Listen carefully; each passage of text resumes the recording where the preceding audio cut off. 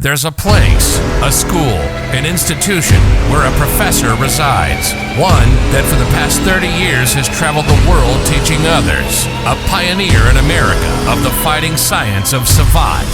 One who codified the sports of this fighting style. One who has produced clubs, champions, and continues to develop.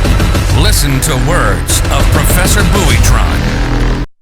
Hey guys, I hope everybody's doing well. I hope everybody had a great weekend.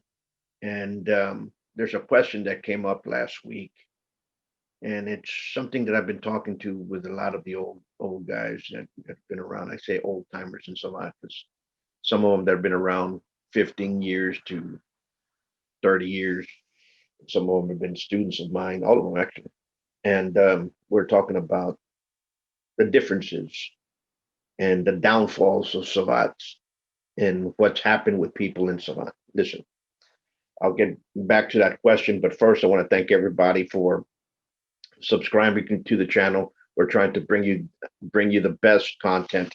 We're trying to reach out more people. We're trying to do a lot of other things, especially with our podcast Gloves Off, which gives you community issues and talks and has sit downs with a lot of different martial artists throughout, pioneers of the thing. We just did one on a dear friend of mine, and we were sparring partners, Jason Webster and I. Have great friends. I consider him a brother. He was one of the pioneers that I say of Thai boxing in the United States. He did what I did, but in Thai boxing, and I'm very proud of that. And we'll be having a workshop for that. You know, besides that, we're also going to be kind of outreaching more towards the community. We're going to be doing our programs again of free self-defense workshops for women. We did that way back when. In fact, we're doing that prior to the Northside rapist of Laredo, who was a serial rapist who was around for, he raped 27 women. I remember Curtis Silva from the Guardian Angels. They all came down here. We did some seminars and we talked to people about that. It was very great. It was a great event, and we had a lot of information done outward. Things in the world seem to be getting better, but at the same time, everything is rising due to the predicaments that we're in, due to the lack of jobs, due to people not actually working and people out losing their businesses. Crimes have been getting up, and people say, that's where the questions come in. People say, why do I need to do a martial art? Why me? Why that? Why do I need it? Crime's not going to get to me. Let me read you something here. And I got something here, and I'll post it right here. It's from Gallup. And it says, what percentage of Americans are recent crime victims? Okay. Washington, D.C., each year, 2017, this was since 2017, 15% of U.S. adults have indicated they were victimized by a crime in the past year. A subset of that was 1 to 3% have reported being a victim of a violent crime. Okay. We can say that's not going to happen to me. We can say it's not going to happen. It's not from there. So you can start building excuses from learning self-defense. There's a lot of martial arts in the world, in the United States. I'm talking about the United States. And people come in always, and there's a differences between their excuses. And this resonates throughout. Okay, there's martial arts that are rarer than others. Savate is a rarity in the United States.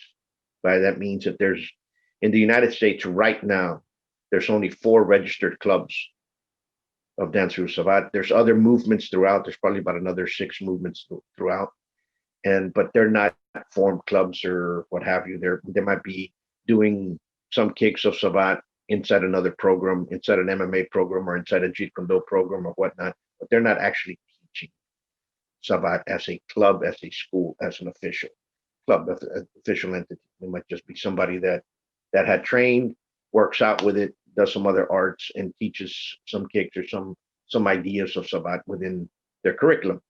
That's a movement. Okay, understand the difference.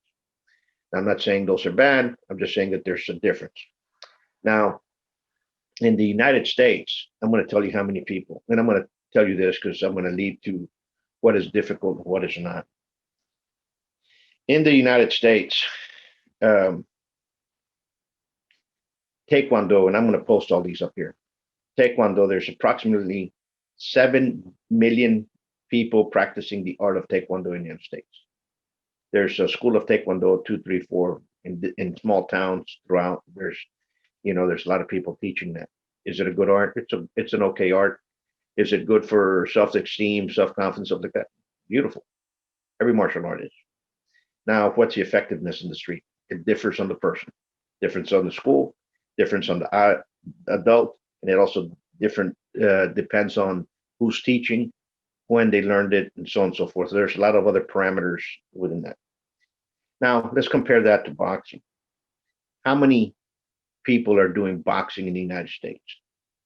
6.53 million. Okay. Boxing is more popular than that. But the age difference in boxing is different than, Taekwondo and boxing are the same way, same age group. I can kind of put those two together. You have a lot younger people doing boxing from ages 8 to 30. In Taekwondo, the main grouping of people that do Taekwondo are kids ages 4 to 18. Okay, so it differentiates. Now, how many people do martial arts in the United States? Approximately all the martial arts. Imagine that. So they clumped karate, they clumped Savate, they clumped Thai boxing, they clumped all the other martial arts together. That's 3.42 million. That is less than Taekwondo. So Taekwondo, in comparison, they're not adding it as a martial art, they're adding it as its own different style. Understand? That's a different objective to it. So either the person that's doing these statistics, martial arts should be more. So it should probably be more probably about 10 million people. That's what I would say, because you had Taekwondo into that mix, right? If you add everything together, it's probably going to be about 15 with boxing and the whole 9 yards, right? But people are these are you can see it up there where I brought it down, and you guys can make a judgment from that. So people ask me, what are you getting at, Prof? What are you trying to get at? Well, I'm very simple. The quality of reaching the highest technical level. The highest technical level. It can be a black belt in Taekwondo, it can be a black belt in Kempo, it can be a silver glove in Savate, it can be a green cord in Capoeira, depending on the federation that you're in. So when you're reaching that level of adjustment of a person being formed in a graduate of that position, I'm not talking about instructor status, I'm talking about a person that has been formed within that art. You know how many silver gloves I've formed in the last 30 years? 10. It's 3 per decade. Now, I'm going to tell you how many people have come in to the International Guild of Dancers Savate from 1990 to the present. That's 1,473 people have been registered, not yearly. These have come in, been registered, and have attained a blue glove, and some of them have continued upward. Why do I know that? Because everybody has a passport, everybody in Savate has a number. This came in from France, and we've continued with it, especially with the Texas Association and the International Guild Dancers Savate, which is one and the same. And similarities went to USA Savate, but I'll talk about USA Savate in a minute. USA Savate is competition and education for kids, which is totally different entity. So when you get into the percentage, the difficulty to attain from one school to another, one style to another, it is a lot more difficult for a person to become a silver glove in Savate than a black belt of Taekwondo or Karate, by far. Now, is it a better art? To me, I would say yes, because that's my passion, that's my love, right? All respect all martial arts, but can a person be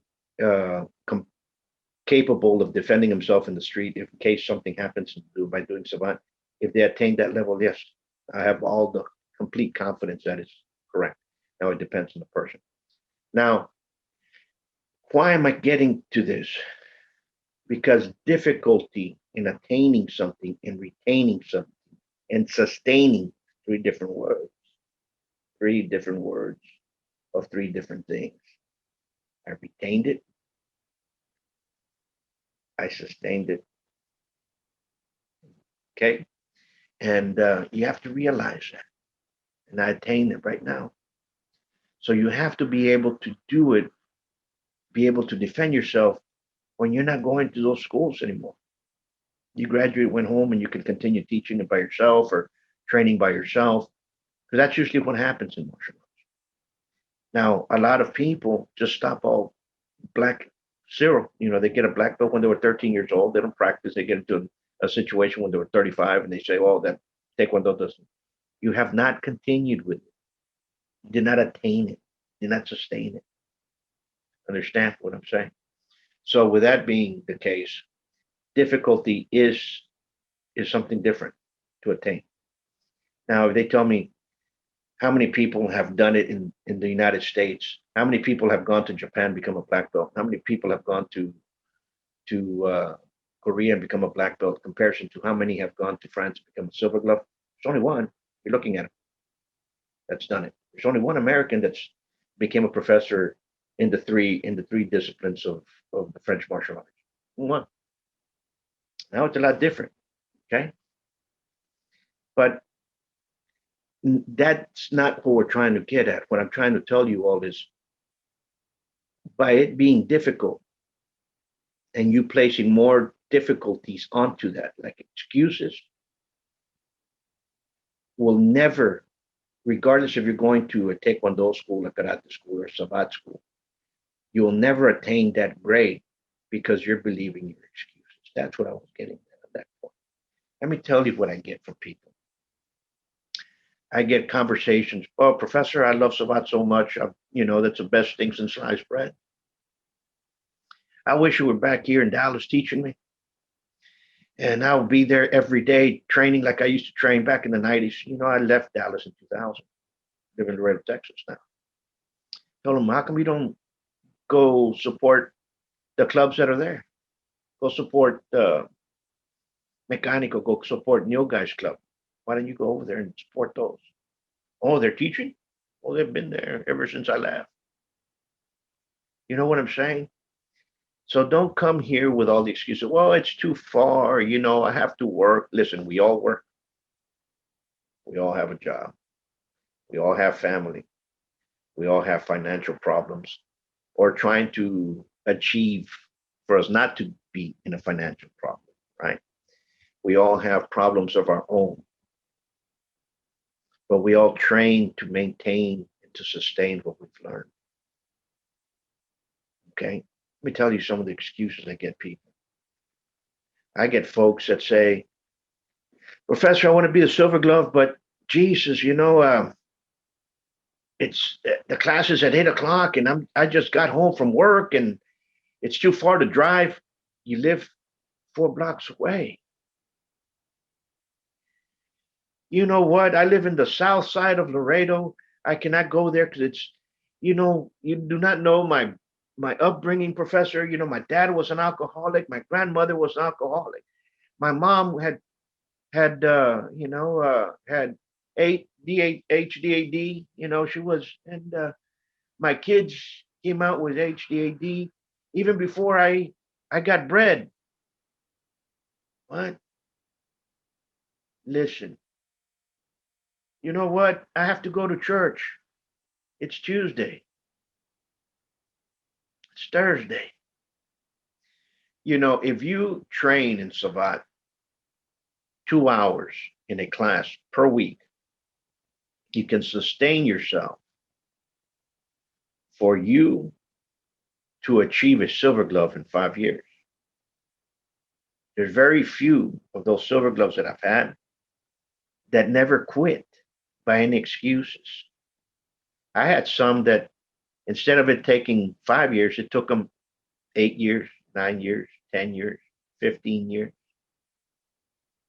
They came back after college. They came back after their profession was already set up, and they said, "Now I'm going to get." Then they gave it 100%. It's never too late. I get parents that enroll their kids and then stop bringing them because they say traffic's too big. You made the commitment. You brought your child to be training here, to be taught because he was being bullied at school. He has a problem.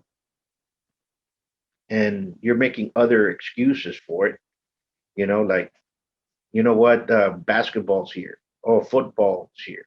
This and that. Well, I hope those basketball coaches, those football coaches, those baseball coaches are teaching them self-defense because the bullies are still going to be going to those teams in there. Listen, everybody is not perfect. Like I said, everybody has problems. But when you start believing those excuses, you own them. If you're making excuses because it's Monday and you're not going to come train because of Monday night football, then hopefully those athletes will protect you in case you end up in one of those 15% of Americans that ends up with facing a crime. Understand? So if Savate's for you, take it. If you're doing another martial art, this is not to belittle any other martial art. I'm just talking as a professor of Savate. I've been doing it for 30 years. I've been teaching since I was 18. And I've taught not only here, I've taught in other countries.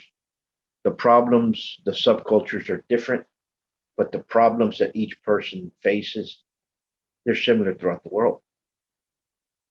There's kids being bullied in France. There's kids being bullied in Brazil. There's kids being bullied in Mexico.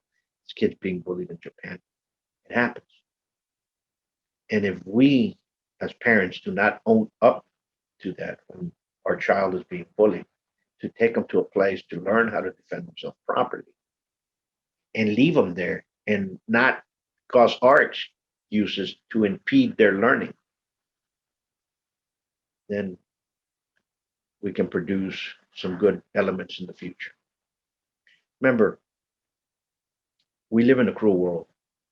We live in a world where people will rip you off. There's bad business practices going everywhere. And one tries to stay above water and do things the correct and to help everybody else. And that's what I was taught by my professors. That's what I saw. And that's what I bring out in there. That's what I want to leave behind. And we've done so. I'm not expecting every student that comes in to become a silver glove. I know that. But I'm expecting all the students that come in to be able to retain something.